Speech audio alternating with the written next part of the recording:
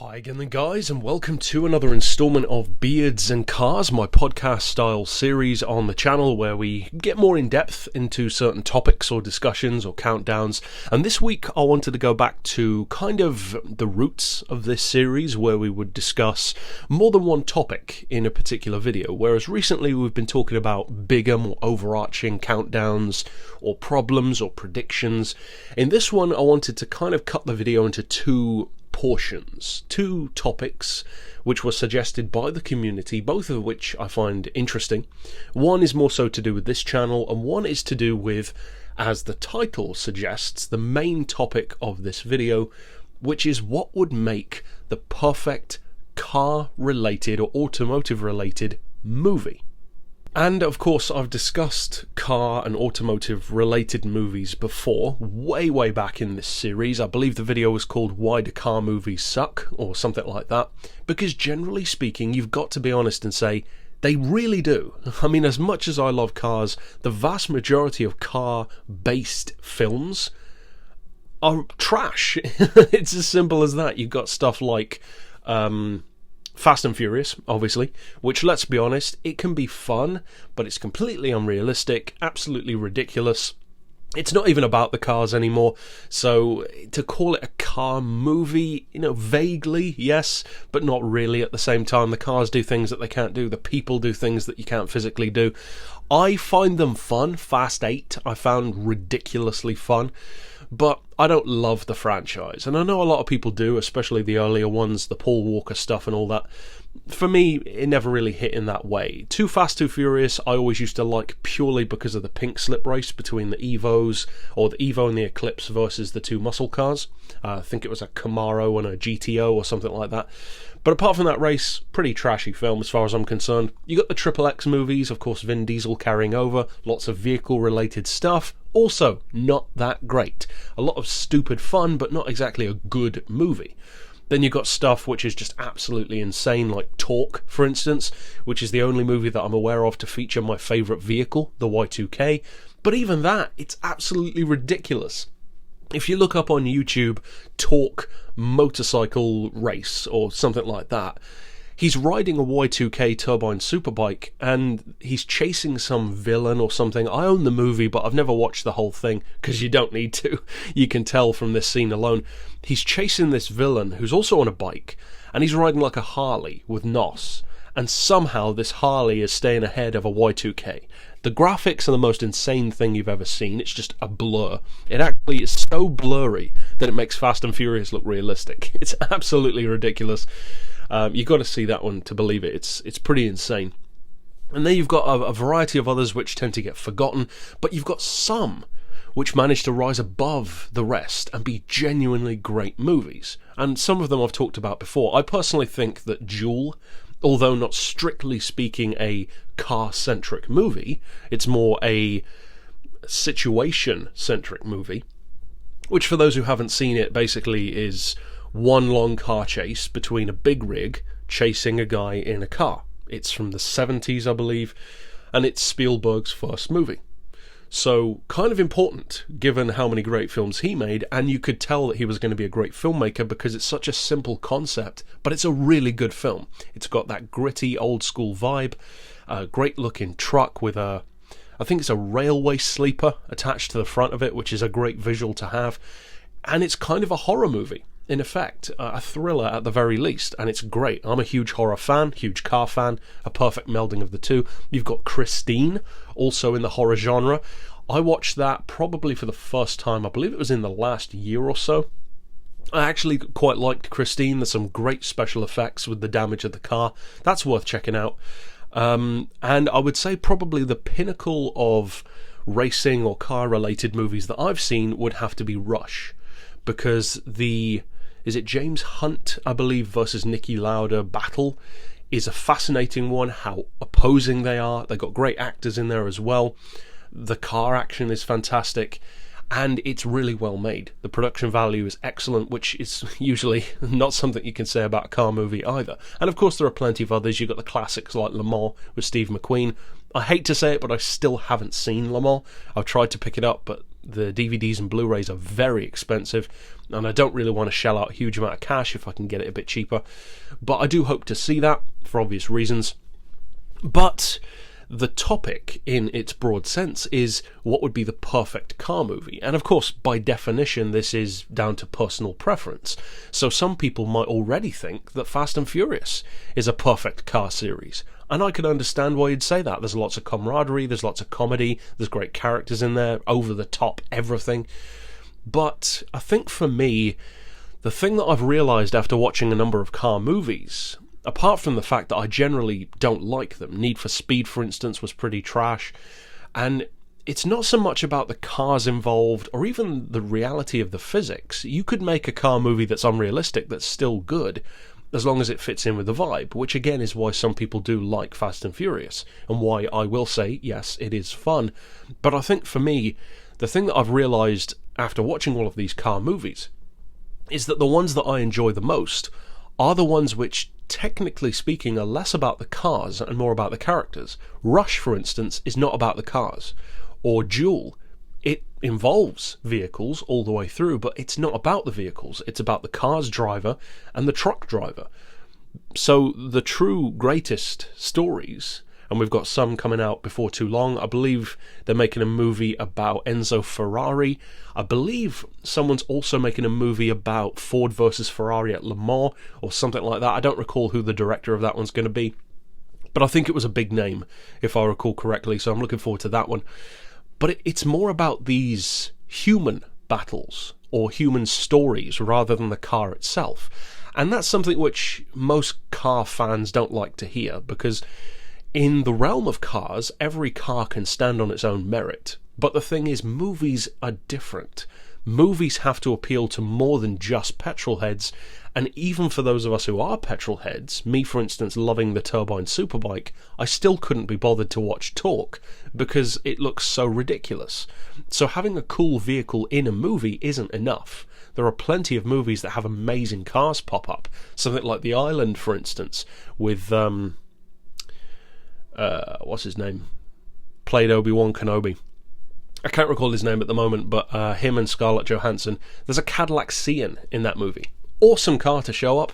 Tons of people still don't like the film. So you can't rely on the car. Ewan McGregor, that's his name. Although you've probably commented that by now. So for me, I think the one car-related movie that I would actually really like to see, and I haven't fully looked into this guy's backstory, but just from what I know of him on the racing scene and the developments that happened because of him, the amazing cars which would look incredible on screen, even if they weren't the originals, if they were replicas, and the controversy of vehicles, how they performed in various series, I would love to see a movie called 66. You could call it something else, but that's the first name that popped up for me. And it would be the Jim Hall story. And for those who don't know, Jim Hall is the founder of Chaparral.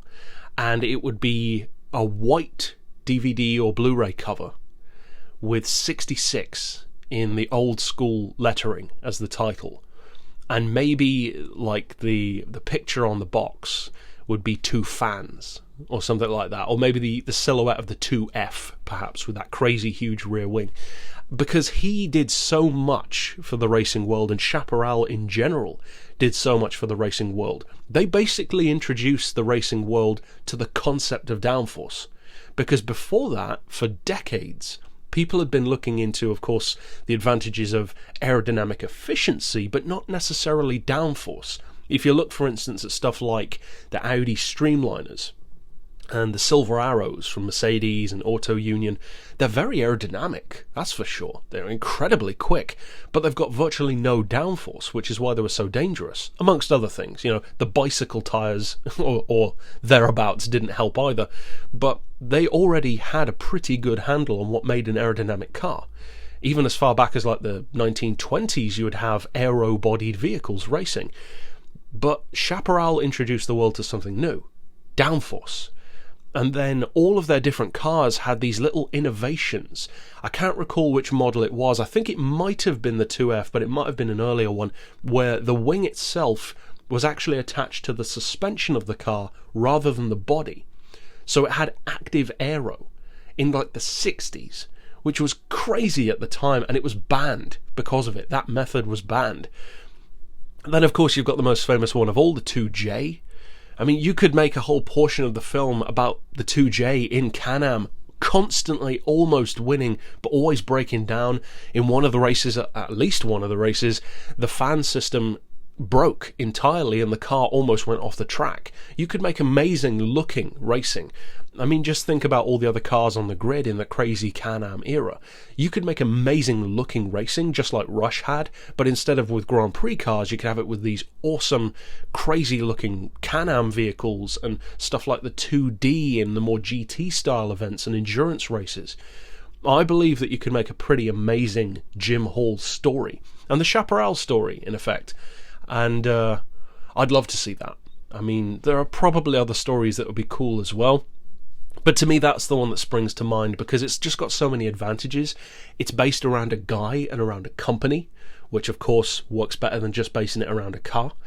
It's a guy who did so much for the racing scene, which many non-petrol heads haven't even heard of, and they could appreciate how intelligent that company was overall. The racing is amazing for those who love it. The cars are awesome for those who love them. It's just the whole package, I think, and it's got that 60s and 70s vibe, so you could justifiably have it look old school. So I'd love to see the Chaparral story, the Jim Hall story, the 66 movie, as I would potentially call it. And of course, by definition, that's a very broad subject. There are tons of different stories that could be covered. You know, the Porsche story, the Ferrari story, the one that I said, the Ferrari versus Ford, which is iconic. So there are plenty of options, and I'd love to hear your ideas down below as well. Doubtless a lot of people would love to see movies about the birth and origins of the drift scene, for instance, kind of Initial D style, but maybe a little bit more realistic than that. So yeah, there are plenty of different things that you could discuss. You could even make some story based around a driver who had like the Mickey Rourke wrestler experience, where he was like a star who had something tragic happen and then came back kind of thing. Maybe a drag racer's story or a rally driver's story. You could do like a Colin McRae movie, something like that. Of course, you know, that would have a tragic ending. So there are plenty of stories that could be done really well, and plenty that I would love to see. It's just most directors, most writers, most studios don't seem to think it's lucrative enough, apparently, because they're not doing these movies enough. So that's the first topic. And the second one is kind of smaller, and it's just a question basically as far as the future of this channel. Like, what's the short-term future plans? What's the longer-term plans? Any changes that you guys can expect to be happening in the coming weeks, months, year, you know, coming into the new year pretty soon. So what, if any, changes are going to happen? Well, the first thing is that the predictions that I made for the channel have so far at least turned out to be more than true, because right at the start of this year I said that if the numbers continue to be as well as, or continue to increase as well as they were, that the channel would surpass 8 million views and around 30,000 subscribers by the end of the year, by the end of 2018 in other words. Now, we've already passed 8 million. I thought we would pass 8 million by December. We've passed 8.3 million by October, so that's way ahead, which is awesome. And as far as subscribers, that slowed down a little bit, and I didn't account for that at the time, but it totally makes sense, because with each new update that comes out in GT Sport, there are less and less people actually playing the game. So of course there are going to be less people watching the videos, and consequently the channel will grow a little bit slower. Which is unfortunate, but I can't control that. So that isn't surprising. It has slowed down the growth of the channel a little bit, but for those who wonder how quickly does this channel grow currently, generally speaking, because, you know, I have live analytics which change every day and all that kind of stuff, generally speaking, this channel across the board brings in about, well, it's a minimum of 1,000 new subscribers a month. And at least, I think it's like 350 to 400,000 views a month, and about 10 to 12,000 views a day.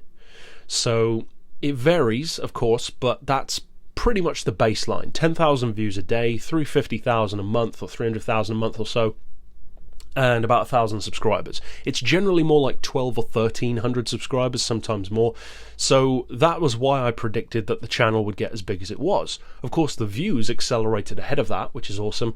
The subscribers got a little bit slower, but as far as I can remember, over the past year, I don't think a single month has dropped below 1,000 new people, which is amazing.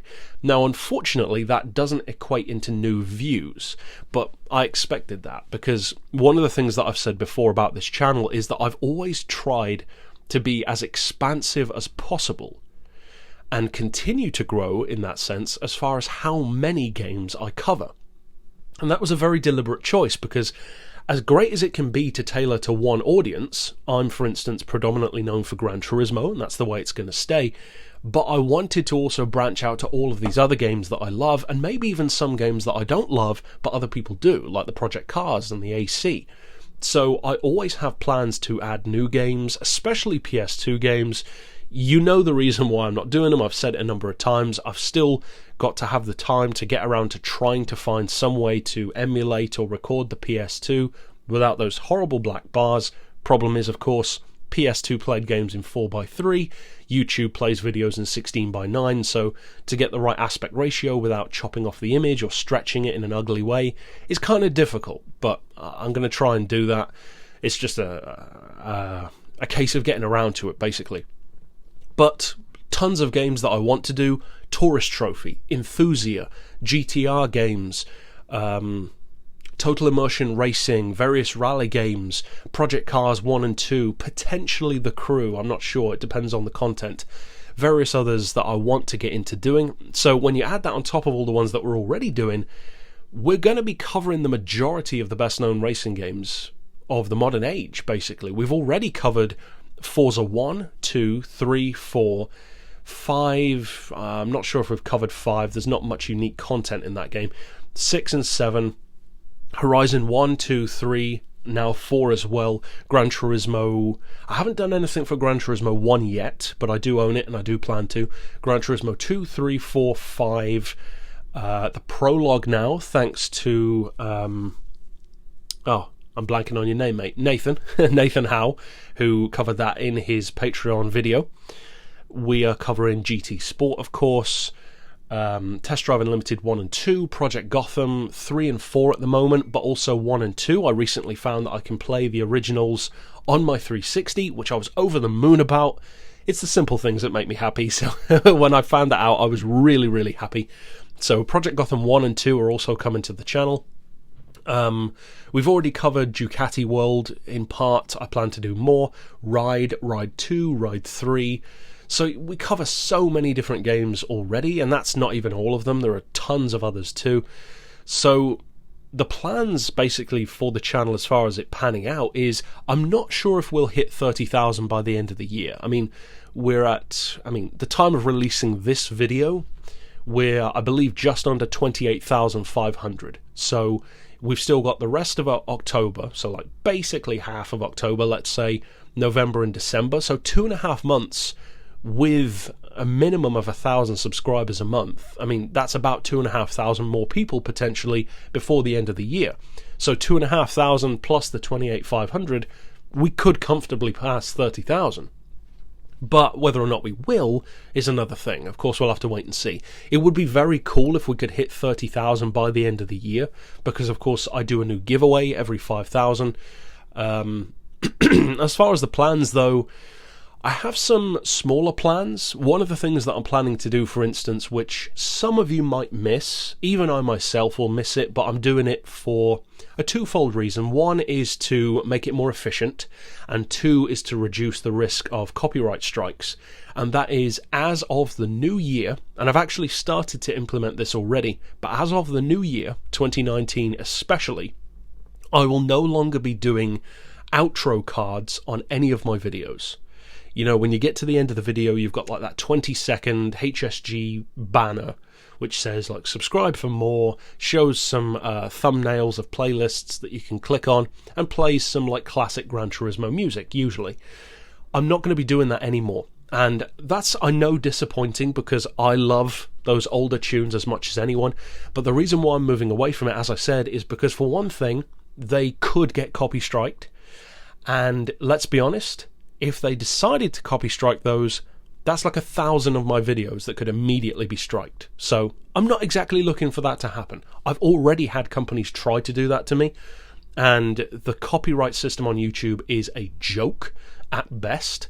So I don't want to be involved in that. I want to cut out that kind of issue completely. It will also make the videos 20 seconds shorter, which isn't necessarily a bad thing. And the other thing which I think is much more important about that is it makes it more efficient, because many people don't watch that end card. And many people don't even watch to the end when I say, as always, thanks for watching. Plenty of people do, but plenty of people don't. They leave once they realise I'm winding down the video, which is understandable. So the difference is many people don't even see those end cards. I have people typing comments about, oh, how can I find this playlist? Or how can I find your other tunes? And I'm like, dude, I just said click through at the end of the video. You know, what part of that didn't you hear? But it's because people don't watch the whole video. So instead of having those end cards, I'm going to start basically bringing those links into the end of the video itself. So instead of having the video and then a 20-second end card, you'll just have the last 20 seconds of the video itself showing these links that you can click to go immediately to another playlist while I'm still wrapping up the video. So it makes it more efficient, and the amount of people who actually click on them and see them will improve. So that's one of the probably biggest things I have planned to change immediately. I will also miss the music. I know, I feel you there. But I think it's just something that's kind of necessary. It's more efficient, less risky, etc. As far as other plans, I don't have any specific other plans at the moment. As I've said before, of course I do have big plans for the channel, but many of them I can't do at the moment, either financially or just because the channel isn't big enough to warrant them. But trust me, there are big things I have planned. I have entire series planned on the channel, which we haven't started yet, which you're going to love. If I ever get the chance to do them, you are going to love them. And I can't recall if I mentioned it before. I think I might have mentioned this in another Beards and Cars. I've definitely talked about it on the Discord server, which, as I've said before, if you're not a part of that, you should be. Click the link down below. But I am changing jobs pretty soon, because YouTube is not my only job. I've got the 2 channels on YouTube plus a regular job. So I already work about,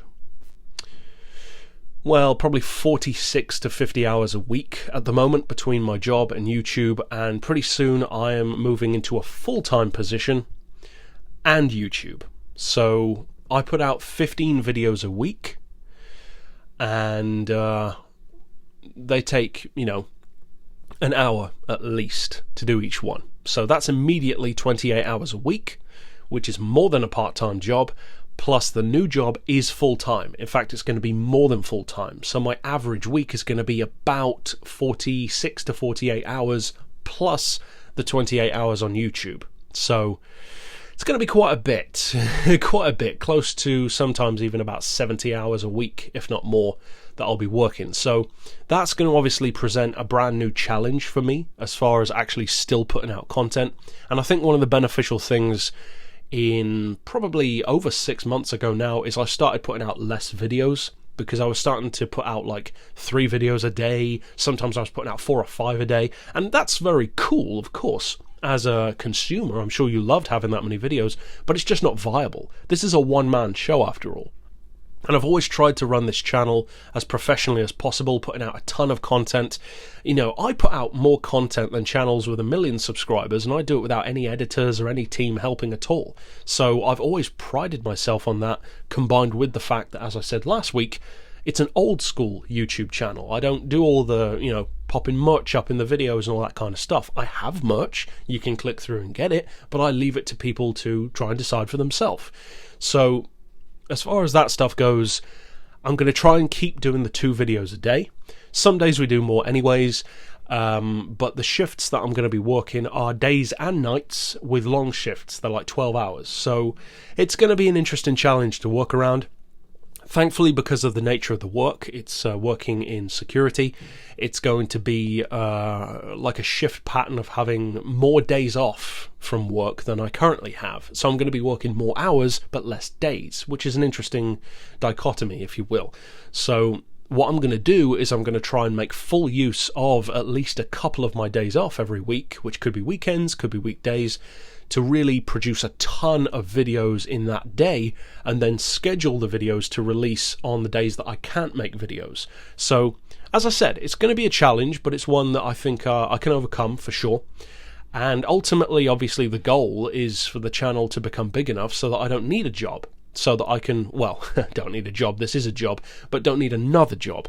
So I can just do YouTube, put everything into that, by which time, if I could do that, that would mean that the channel was big enough for me to actually do the things that I've teased so many times but can't actually tell you. So those are the plans for the long-term future, the plans for the short-term. I don't have any radical changes in the short-term. I'm not like changing the logo or the colours of the channel or anything like that, but yeah, as far as the second channel goes, SHM, I appreciate the support that the new ones of you guys who see me post the movie review each week and go over there and check it out. I appreciate that. We've passed like 2,500 a couple of weeks ago. The channel grows more slowly because it's like almost 2 years old. So to be 2 years old and have barely any subscribers is unfortunate, but it's partially because of the nature of the channel. It's horror content, and as a result, YouTube really squelches channels like that. So that channel is purely the passion project, because I make barely any money at all from it, and I don't have the subscribers or the views to justify any of the videos, really. But I do it because I enjoy it, and because those who do enjoy it like the videos. So that one's the pure passion project. HSG, on the other hand, this one's much easier to balance because it does bring in more lucrative advantages than SHM does, and it's more viable. You know, people don't flag car-related content as being inappropriate, generally speaking, so it's much better for business, in other words. But overall, that's it as far as news on the channel. I can't think of anything else which was pressing in that regard. As I said, we're going to do a giveaway at 30k. I'll probably do a similar one to last time, which was giving away Xbox Live and PlayStation Plus for a year and a couple of gift cards, like 15 or 20 quid kind of thing.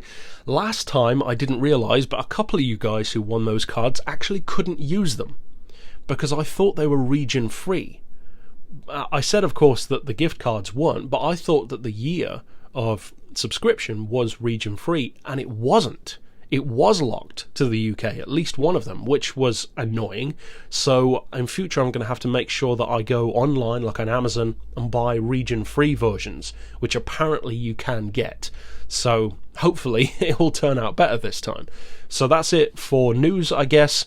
Of course, slap your thoughts as far as the movies go down below, and of course, I'll see you guys next time. But for now, as always, thanks for watching.